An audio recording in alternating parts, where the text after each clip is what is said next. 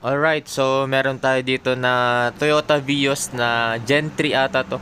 Generation 3. So, yan.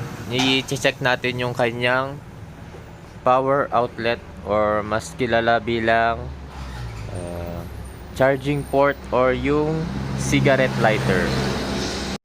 So, sa power outlet na ako agad nag-test kung ano yung sira. Bale, mas mabilis kasi mag-troubleshoot dyan.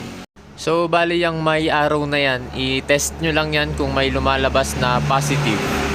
So, ayan, tinetest na natin siya. And yan, napansin nyo, di ba, walang feedback. So, ang ibig sabihin yan ay pumutok yung fuse ng ating power outlet. So, i-check na natin yung kanyang fuse. So, dito pala matatagpuan yung kanyang fuse box sa kanyang dashboard. So, hihilain nyo lang yan para matanggal. Naka-clip lang naman yan. And makikita nyo na yung fuse box sa loob.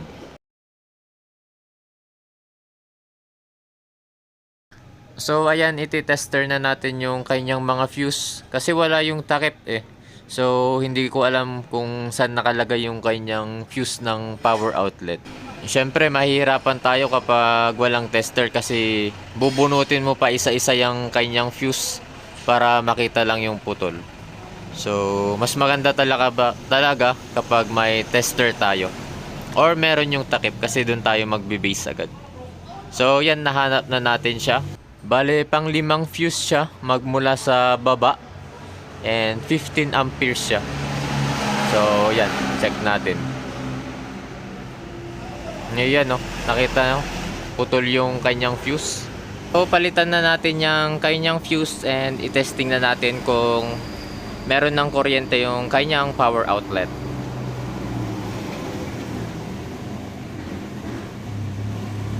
So, ayan, meron na. Umiilaw na yung sa charger. And okay na yan. Sa amperes naman pala ng fuse na ipapalit nyo, as much as possible dapat parehas lang sila. Kung 15, 15. Kung 10, dapat 10 din. Pero for example lang, wala kayong spare nung same na amperes. Pwede kayong muna, pansamantala. 10 to 15 amperes. Yun ang recommended sa ating cigarette lighter.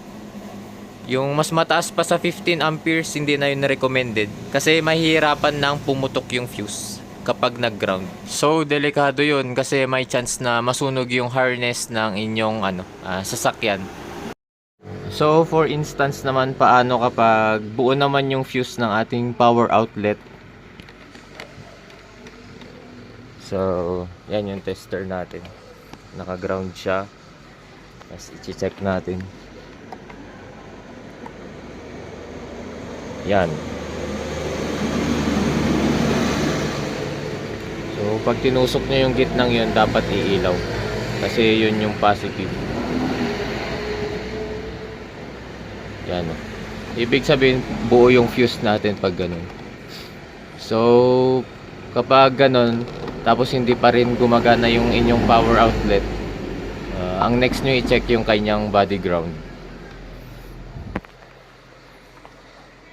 So yan, naglabas na tayo ng positive dito.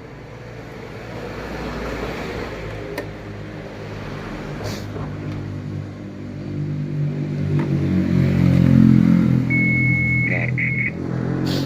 So yung body ground ng ating power outlet ito. Yung gilid ng yan. Ayan. Yung buong gilid na yan. So kung tinester niyo yan tas walang feedback, ibig sabihin putol yung inyong body ground. May linya kasi yan sa likod.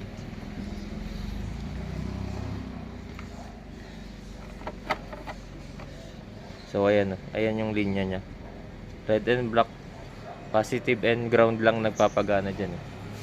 So kung kumpleto naman lahat nung chinek mo, okay yung wirings nya, yung positive, tapos yung kanyang body ground, ibig sabihin lang nun magpalit ka na ng charger mo kasi siguradong dun na yung na-damage. So, yun lang.